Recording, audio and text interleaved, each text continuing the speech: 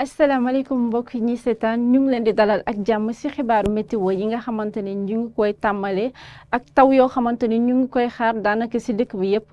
waaye tamit tàngaay boo xamante ni dina fi desani donte sax dina am ay taw ñu dem xool nataalu satellite bi ñu gis ni que ni am nañu ay ngelaw yoo xamante ni ñu ngi nekkoon ci booru sowu réew mi ngelaw yooyu nag dinañ fi jóge bàyyi guusaay bi nga xamante ni mooy jóge ci bët saalumu réew mi guusaay boobu nag mooy ñëw dugg ci réew mi ba indi fi ay taw yoo xamante ni dinañ fi des tey ci guddi gi ba ci ëllëg bi fu ci mel ni Ziguinchor Sédhiou Kolda ba Kédougou yéeg ba booru Bakel Tambacounda ba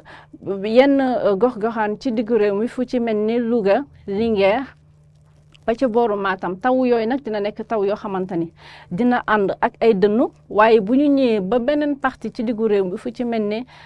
Diourbel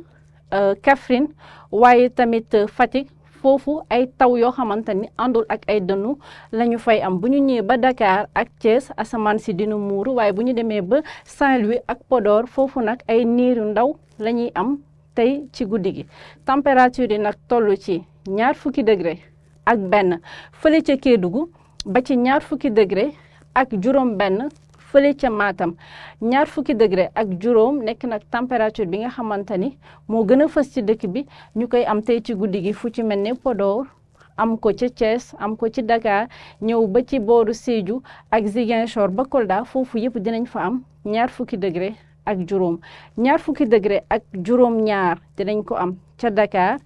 Saint-Louis waaye tamit ci Linguère foofu mooy gën a tàng tey ci guddi gi bu ñu demee ba ci ëllëg bi ñu gis ni que ni taw yi fi nekkoon ci guddi gi nag dina gën a généraliser wu nekk ci diggu réew mi ci bët saalum bi lay jóge ñëw ba ci diggu réew mi waaye tamit dem ba ci booru Saint-Louis tamit booru Dakar taw yi nekk nag booru Saint-Louis ak booru Dakar ba ca Podor ak Louga Thiès du ànd ak ay dënnu waaye taw yi nga xamante ne mooy nekk booru Diourbel Mbour Ziguinchor Sédhiou ba Kolda yooyu taw yoo xamante ni la dafay ànd ak ay dënnu température yi nag toll ci 20 degré ak ñaar fële ca Kédougou ak Tambacounda ba ci 20 degré ak juróom-ñett fële ca Podor 20 degré ak degré ak ñett ñu koy am côté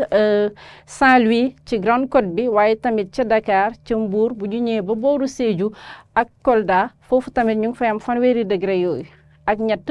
20 degré ak juróom ñu koy am booru Fatick Kaolack waaye tamit fële ca Kaffrine ak Louga ak fële ca Ziguinchor mbokk yi li la ñu amoon ci ay xibaaru météo yu ñu leen doon dégtal di leen jox dig daje altine ak di leen ñaanal week-endu jàmm